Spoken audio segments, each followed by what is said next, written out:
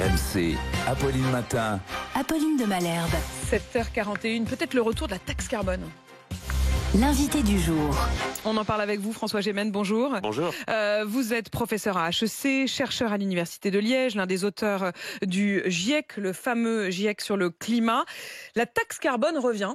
Mais alors, elle revient par la fenêtre, en quelque sorte. Ce serait une taxe carbone sur les produits de consommation qui sont les plus néfastes pour l'environnement. C'est un organisme qui est très proche de Matignon qui le propose. Ça veut dire quoi? Ça veut dire qu'on va encore augmenter les prix des produits de consommation? Honnêtement, je pense que ça serait un signal politique assez négatif si on fait une taxe carbone uniquement sur des produits de grande consommation. Alors, soyons clairs, c'est vrai que pour le moment, un gros problème qu'on a, c'est que des biens qui sont très nocifs pour l'environnement sont aussi des biens qui sont pas chers et que des biens qui sont plus positifs, plus vertueux pour l'environnement, sont souvent plus chers. Le cas classique, c'est les prix des billets de train et des billets d'avion. Les billets d'avion sont souvent beaucoup moins chers que les billets de train.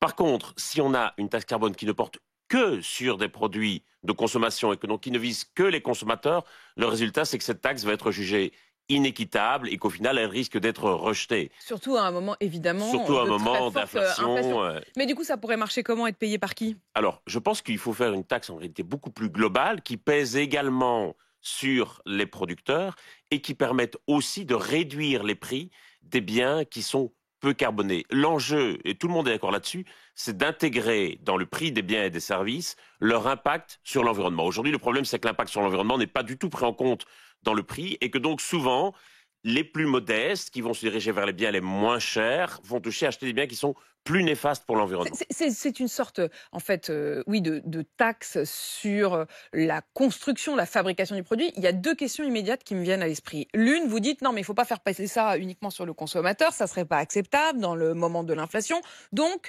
faisons porter ça aussi à ceux qui sont les premiers responsables, c'est-à-dire ceux qui fabriquent le produit, les multinationales, etc. Enfin, ça revient au même, parce qu'ils vont quand même le répercuter sur le prix du produit. Sauf si vous faites baisser le prix d'autres produits. C'est-à-dire que si on a une fiscalité environnementale globale, c'est pas juste des taxes, c'est aussi des subsides qui permettent de faire baisser le prix d'autres produits. Ça voudrait dire faire augmenter le prix des mauvais produits, en quelque sorte, des mauvais élèves, et faire baisser...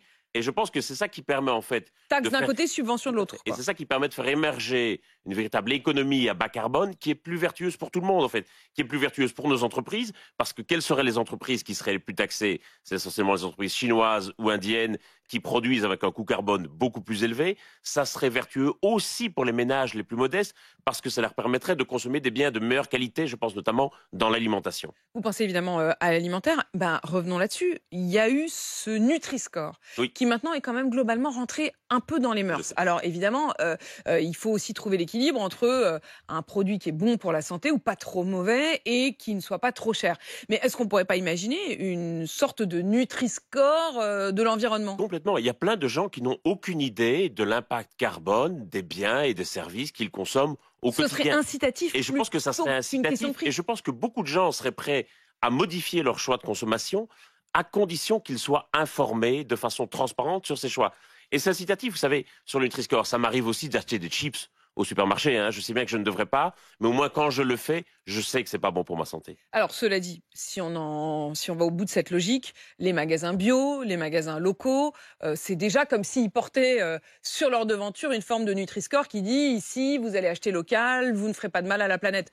Ils sont délaissés. Ils sont délaissés en ce moment ces magasins parce qu'ils sont beaucoup trop chers. Bien sûr. Bien sûr. Donc pour vous, la seule manière, c'est de réussir à faire baisser le prix des produits environnementaux. On discute sans cesse du fait que l'écologie, ça va coûter plus cher. Je pense qu'il faut aussi arriver dans une optique de fiscalité globale où on dit ça va coûter moins cher de mieux consommer. Et sinon, on n'y arrivera jamais.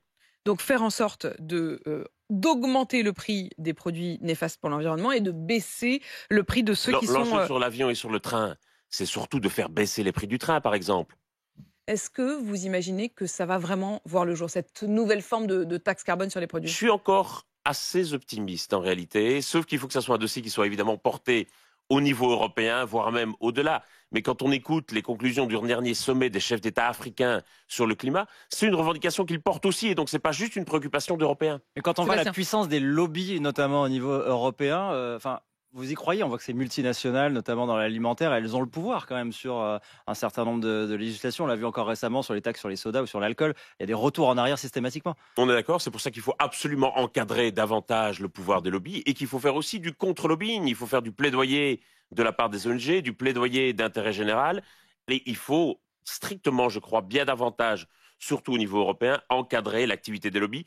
Toute une série de mesures pour l'environnement sont tuées dans l'œuf par les lobbies aujourd'hui. On a parlé de l'alimentaire, mais les produits qui pourraient être concernés par cette nouvelle taxe carbone, ça pourrait être les textiles, l'agroalimentaire, on le disait, les cosmétiques, les automobiles, les produits électroniques et électroménagers, ou encore, en effet, les billets d'avion. Il y a des entreprises vertueuses, ou en tout cas qui tentent de dire qu'elles le sont, notamment des entreprises européennes. Hein. Il y en a certaines qui vont même très loin. Volvo, Decathlon, Ikea, Nestlé, Danone sont parmi celles qui veulent être des moteurs. Elles y ont intérêt, parce que dans ces cas-là, au fond, comme vous le disiez, c'est les entreprises les plus lointaines, c'est les entreprises chinoises, indiennes, asiatiques, qui sont plutôt les mauvais élèves. Il y a de plus en plus d'entreprises aujourd'hui qui réalisent que l'économie du XXIe siècle, ça serait une économie décarbonée et que donc plus vite elles vont aller dans la décarbonation de leurs activités, plus elles seront gagnantes dans cette économie. Et qu'une entreprise aujourd'hui qui ne devient pas durable ne sera pas non plus une entreprise profitable demain. C'est pas du greenwashing, on n'est pas tous dupes d'une forme de marketing du moment. Soyons très clairs, je pense qu'une logique qui doit primer, c'est une logique d'honnêteté et de transparence. Tout le monde comprend bien qu'une activité économique et industrielle, ça a un impact sur l'environnement. Je pense que ce qui est essentiel pour une entreprise, c'est de montrer d'où elle vient, où elle veut aller et les pas qu'elle peut prendre dans ce sens. Mais je pense que si on est honnête et transparent, je ne vais pas aller dire que Ikea ou Nestlé sont aujourd'hui des entreprises modèles. Par contre, qu'elles fassent des choses et qu'elles fassent des pas pour décarboner leur activité, c'est une réalité. Et donc, je pense que c'est important d'être transparent sur ce qu'on fait et honnête, et donc de ne pas enjoliver la situation, mais de dire aussi qu'on veut y arriver. François Gémen, pendant ce temps-là, on apprend que le point de non-retour est atteint en Antarctique. La fonte des glaces serait irréversible, quoi qu'on fasse. C'est-à-dire, même si on fait des efforts maintenant, nous ne reconstituerons pas la glace de l'Antarctique. D'une partie de l'Antarctique, hein. C'est pas toute la calotte polaire antarctique, c'est l'Antarctique orientale qui fondrait. Ça veut dire quoi concrètement? Ça veut dire concrètement qu'il faut s'attendre à une hausse du niveau de la mer qui atteindra au moins 2 mètres, en moyenne à l'échelle du globe. Ça veut dire très clairement que nous devons absolument nous préparer bien davantage à la hausse du niveau de la mer. Pour le moment, il y a une incertitude sur le rythme de hausse du niveau de la mer. Oui, j'allais vous dire, si vous me dites que c'est dans 3000 ans, bon, on a le temps de prévoir. Ça ne sera pas dans 3000 ans non plus. Ça ne sera pas demain ni dans 3000 ans. Mais ça veut dire quoi? C'est au milieu, c'est 1500, c'est 1000 ans? Ah non, on est à l'horizon, allez, je dirais, d'1 mètre d'ici 2100 et à mon avis, 2 mètres d'ici le milieu du 23e siècle. Ça veut dire quoi? 1 mètre par siècle, quoi? À peu près. Ça veut dire que lorsque vous planifiez notamment des constructions, des infrastructures, il y a un enjeu dès à présent à voir comment vous allez protéger ces infrastructures.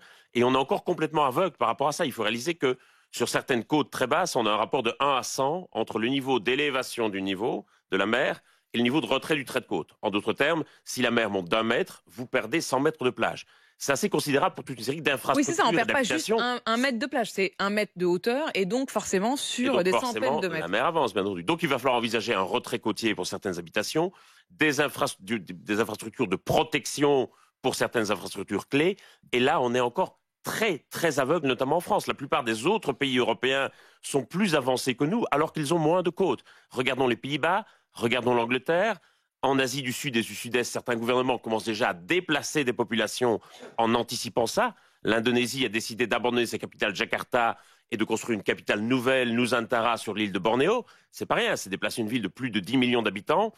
Et en France, quand vous regardez l'aéroport de Nice, qui est sans doute une des infrastructures du pays les plus exposées à la hausse du niveau de la mer, on investit dans la rénovation du terminal passager. Alors que pour vous, il sera caduc de toute façon. Autant brûler l'argent tout de suite. C'est sur la protection des pistes qu'il faut investir. Merci François Gémen d'être venu dans ce studio. Je rappelle donc que vous êtes professeur à HEC, chercheur à l'Université de Liège et puis contributeur aux travaux du GIEC. Il est 7h50 sur RMC.